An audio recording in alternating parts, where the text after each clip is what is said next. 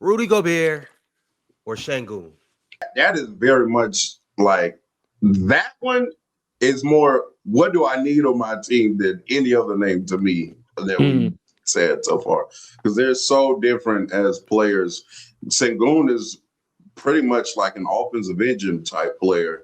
I think he's regressed defensively this year than where he was last year. Last year, Sengun was a positive defender, in my opinion. Um, yeah, But that Shengun, depends. let's not overthink this. It's Sengun, you saying, Damien? Shengun's 22, 9, and 6, man. I never thought Damien would PRA me. No, But but like it's like Here we go. some of these sometimes I think some of these sometimes we're trying to talk our way into things, or like we're trying to like I love Rudy Gobert. Like I'm a big fan of him. I think he's one of the greatest defenders ever, but I think we're probably overdoing it with him at this stage. Is Like he's Alperen played elite Sengun level better than defense. Ben Wallace?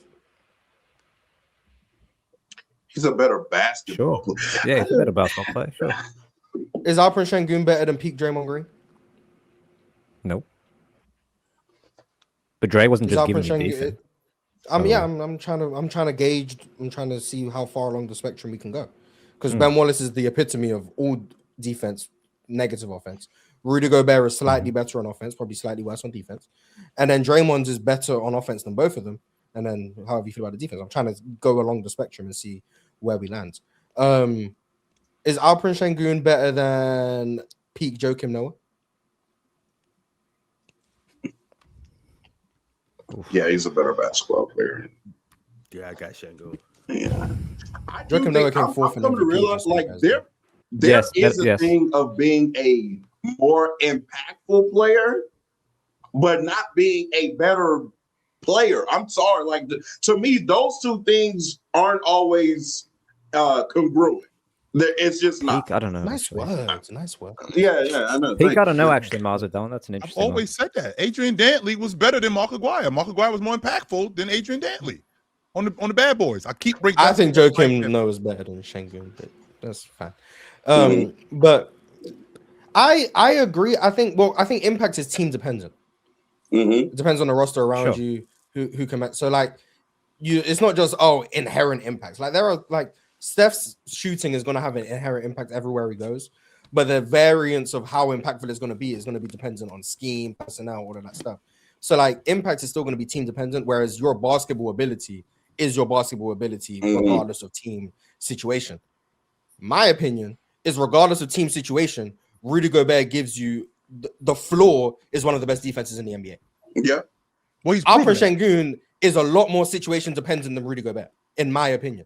You need to give Alperen Sengun the ball. You need to run the offense through him. He's not going to be able to play without the ball as well, because his actual ability to play as a pick and roller, a lob threat, his actual finishing play types, the stuff that's meant to be easy for bigs, the DeAndre Jordan, the Clint Capella stuff, he's bad at those things. So you actually have to build the whole thing around Sengun in order to maximize the value he's giving you. And then I would argue building a whole offense around Sengun, is that really in your best interest if you're trying to build a unit that's going to get to a high level versus building a defense around Rudy Gobert? I can guarantee you is in your best interest if you're trying to be successful. So even with like the impact argument, yeah, impact is situation dependent. I would argue that Rudy's more impactful in more situations. And wouldn't that just make you the better player if in more situations you're able to help your team win more? But why does Rudy automatically? I'm curious as to why an elite player at something automatically makes a team elite at that thing. Like, having Rudy as your starting, like we also can't say by just having Rudy we're going to be an elite defense. By just having Jokic we're going to be an elite offense, because we've seen those things not happen when we have certain guys like that too. When has Rudy Gobert not been on an elite defense?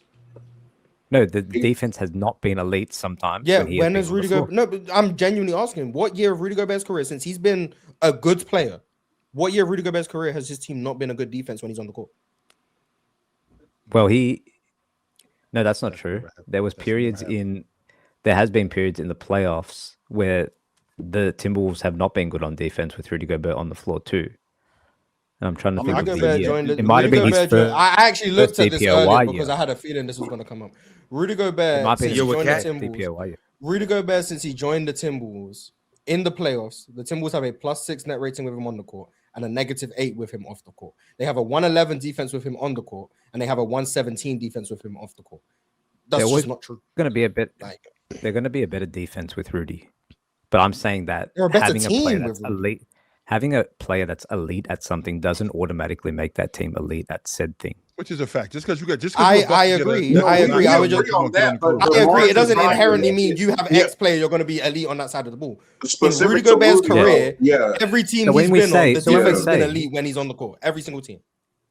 So when we say that having Rudy over Sengun means that we're automatically going to have a great defense, but we're not necessarily going to have a great offense because Sengun's not the type of sort of offensive engine Jokic is, for example, that necessarily isn't true either. Because if you get the right personnel around Sengun, they can have an elite offense. Sure. They can. The point about portability is about how many situations can it be true. With Rudy Gobert, we've seen it throughout his career. We've seen it play out. Rudy Gobert on the court equals elite defense regardless of personnel. The Jazz in 2021 had abhorrent personnel. They were the best defense in the league. They had 100 defensive rating with Rudy Gobert on the court. 100. 100 in the 2020s.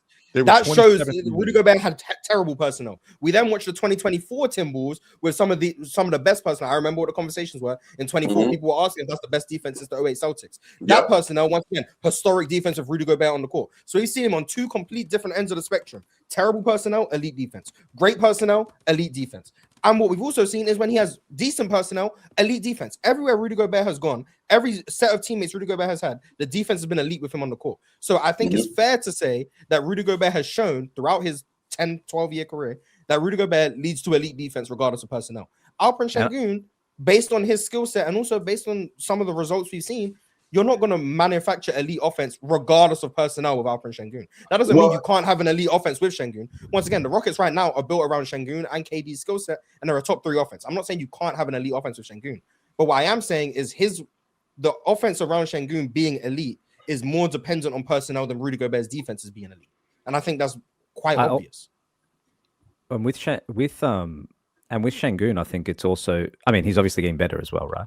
So he's not. Absolutely. He hasn't reached his apex, absolutely. And also, I think it begs a broader question, a more macro question on: would you rather the opportunity to have an elite defense or the opportunity to have a very good offense in the modern NBA?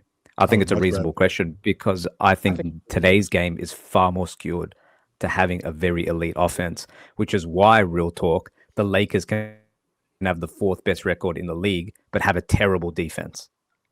Yeah, but Damian, because Damian, I hear you on that, but I'm still saying I'm taking the elite defense as far as which one would I choose, even in this era of basketball, because when you bring it back, let's bring it back to playoffs, which you wanted to bring up when we were talking about Rudy Gobert. You need to be able to get stops like that. You need to be able to have personnel 100%. To get 100%. Stops. And so, yes, the Lakers have this elite offense. Absolutely. But there's a reason we're even seeing it in the regular season before we get to the playoffs. And this is why I keep saying we're fool's gold, because every time this elite offense goes up against comp, we get smacked. So I'm not expecting this. If we have this same defensive personnel with this elite offense that we have, I'm expecting us to lose because we're such a horrible defense. You know what I'm saying? Whereas you have a team like let's say even the Rockets from last year. I don't know where they ranked all offensive rating. I think it was like 12. Middle of the pack, yeah. They were like, yeah, but that's because of like their offensive rebounding. But we know them as a group. They were horrid offensively. A horrid bunch, but they were still able to be in damn near every single game against the Warriors and take it 7 just off them being an elite defense. So we saw the OKC to me had plenty of spells where their offense was trash. I think it's very situational. Like I think it's very situational. We knew the Rockets couldn't win. I think it's very situational. We knew the Rockets couldn't win, and they're a bit of a gimmick in the regular season because they didn't have offense. I think that's one of the most. I think that's one of the most important things. Like they were pretenders last year. They couldn't win a championship. Second in the West last year. We knew they weren't going to win a championship. Yeah, for sure. But with that being said, though, Damian, and I think you make a valid point about the offense. But to Real Talk's point, you also knew the Kings in 23 weren't winning the championship, and they were the best offense in the league. So does it not go both? It goes both ways, right? 100%. And they were a top 3 seed. And they also lost to the Warriors. Crazy. Real I talk think we are overthinking this so much. No, we're How not Damien overthinking said it. It's a 10 real minutes talk. ago. I think this is a very valid conversation to have about the value Yes, of it defense. is. Oh no, it's a valid. And to real talk to your point, because Ron, you're in the matrix, by the way. To real talk's point, in the end, it's really lipstick on a pig. What I mean is that it looks great on the surface, but when the curtain gets lifted up on it, it's like, wow, I didn't realize you guys were this bad defensively. I didn't realize that. I mean, the Lakers had a coach who decided that I'm only going to play these 5 guys for the rest of the game.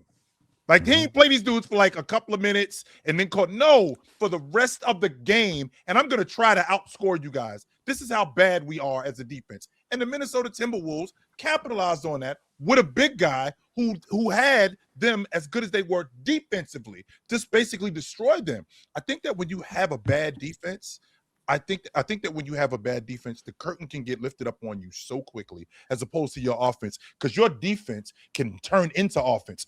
Your offense can't turn. Your offense is going to turn into defense, but it's going to turn into offense for somebody else because they're going to end up. I'm with you guys, by the way. I'm actually with you guys, by the way, with all your points. I just think player for player right now in this moment, I'd probably just take Sengun.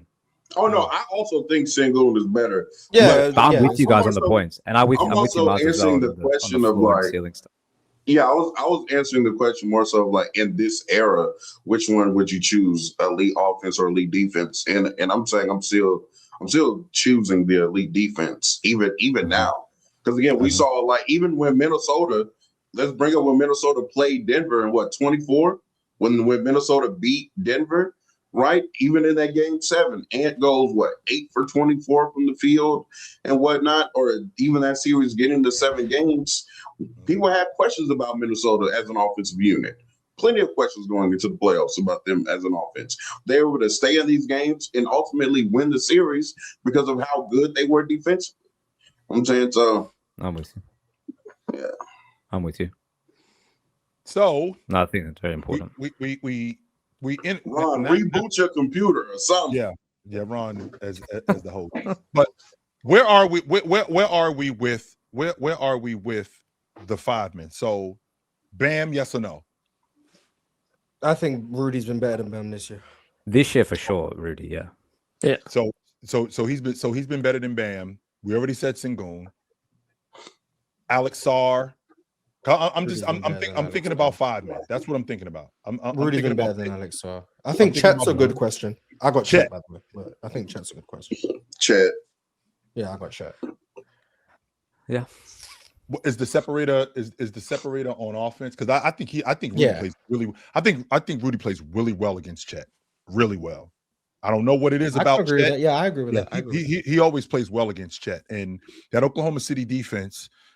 That Oklahoma City offense, I think he does one of his best jobs against them. Him specifically. He gets Chet to get off the basketball. He puts Chet in really precarious situations, particularly in the mid-range where Chet is picking up his dribble. So I think he does a good job against Chet. I don't think it's a wash between those two. No, I don't. I can get with Chet as well. I could get. I don't think Chet's clearing him, but I do have Chet. Chet's playing. His defense has picked up recently. In my opinion, he's playing top 5. I think Gobert has been better than him though defensively, still, Mars. But yeah, I agree. That's why Rudy is my DPOY favorite right now. But Chet playing top 5-ish level defense, and then offensively, just the versatility, the shot making, the driving ability. Like it leans me towards Chet. I did some research while we were talking, looking at like the worst defenses to win a championship in NBA history and the worst offenses. Yeah. Statistically, the worst offense to win a championship in recent times, I believe, is the 21 Bucks. And the worst defense to win a championship in the playoffs is the 2000 Lakers. The Bucks offense was worse statistically than the Lakers defense was. And then if you go further down, you got the 04 Pistons. They were the next worst. I was going to say to win the Pistons, championship. But for the most part, they're actually quite even statistically. Like the worst offenses are actually quite similar to the worst defenses to win championships. So I was just not saying that proves or disproves anything, but I was just looking up statistics. Has Rudy been better than DeAndre Ayton this year? Yes. It's the panel. Religion get built on cam. Where the check throw smoke and the hoes go ham. You ain't never seen hoop talk hit the raw. Every take got weight, every night we drop. This that barbershop. Courtside, worldwide tone. Welcome to the only show that really feel like numbers jumping like the score.